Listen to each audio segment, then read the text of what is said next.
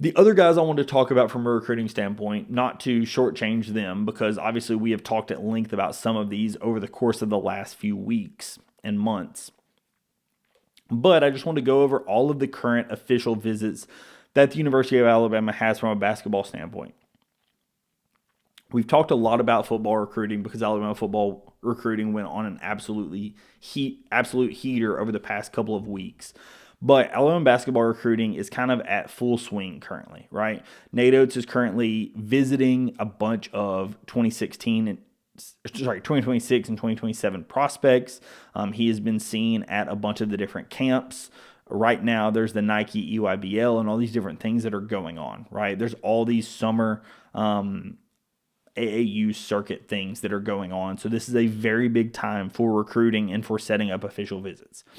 A few of these guys already have official visits set up. On September the 6th, two of those guys are set up, and that's in Terrace Bowie, that's the number 48 recruit in the country, and Chris Washington Jr., that's currently number 23 in the country. Then on September the 13th, we have Daron Rippey and Jackson Richardson, 17th and 18th in the country currently. Rippey is a guy out of New York that he had an absolutely insane dunk. I don't know if y'all follow me over on Twitter, but I kind of was like, Preston Murphy, get on the phone. He is an absolutely explosive guard. He's only listed at 6'2", but he has absolutely explosive athleticism. He is somebody that I think would fit our system very, very well. Obviously, coming out of the Northeast is sometimes a little difficult when you're talking about, a team like potentially Rutgers or UConn. So I am very curious, where Alabama sits in that one. Jackson Richardson is a name that I feel very good about. I think that Alabama, kind of was burned with the Jace Richardson thing last year. Jason Richardson, as we previously have discussed, Jason Richardson mentioned that if Jace was able to go to that alumni event at Michigan State, he thought that Jace would end up going to Michigan State, and he did.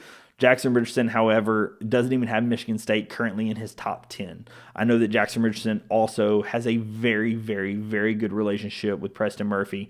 I saw him at the College Game Day last season, cutting up with Preston over on the side. Him and Preston have a very good relationship. This is one that I do think that Alabama is going to be on till the very end, and I would expect that Alabama tries to lock him up as quickly as possible. Again, he's another top 20 guy. Then on October the 3rd, we just talked about Caleb Holt.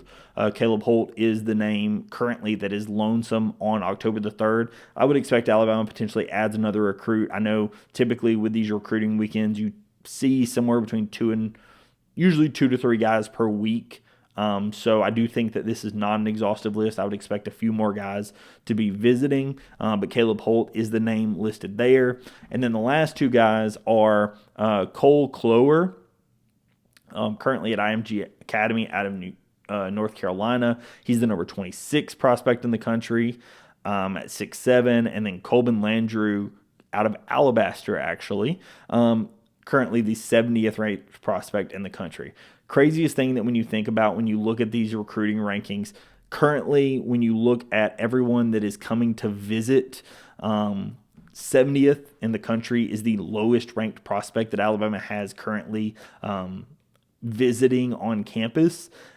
And he is a guy from the state of Alabama, again, from Alabaster, Alabama.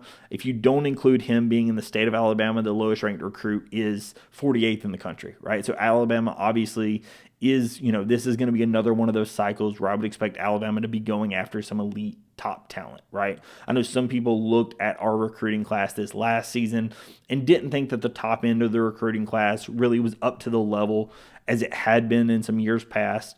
And I do think that that potentially was the case, but I also think that Alabama was fitting certain needs.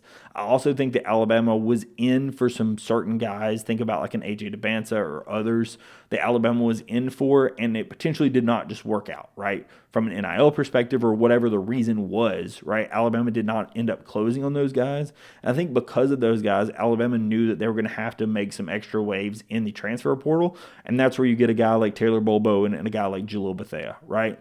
Not all recruiting classes are made equal. Not all people in every recruiting class are going to fit the exact same skill set that you're looking for. So I think that this is something that you're going to see out of Alabama every season. Of some recruiting classes, I think that we're going to go for the top of the top talent. And I do think that we're going to swing for the fences in every recruiting class. We're going to have a few guys that we're going to swing for. And if it doesn't work out and if they end up going somewhere else, then that's okay. However, I think that what Alabama is always going to do is always going to have that talent that they can potentially grow and have stay for a year or two, because that's where your team is really going to get better, right? When you look at what Alabama has done when they're building their roster over the last few seasons, you've had that fairly even split of 4 guys coming back, 4 new guys, and then 4 potential transfers.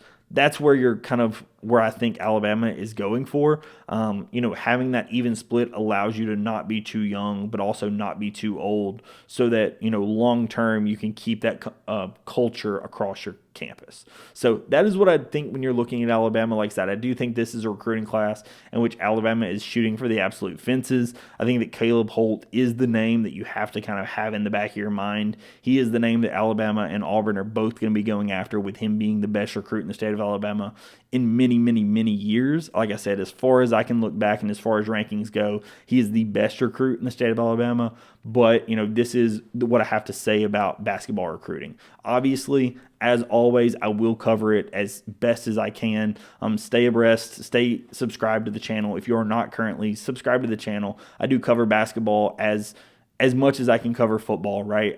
Part of the reason why I started this channel was to give basketball that same amount of coverage that football was getting in other parts of YouTube across the Alabama fan base, because I know a lot of people are interested and it just wasn't something that people were getting access to from a content perspective. So if you are interested, please subscribe to the channel. I do absolutely appreciate it.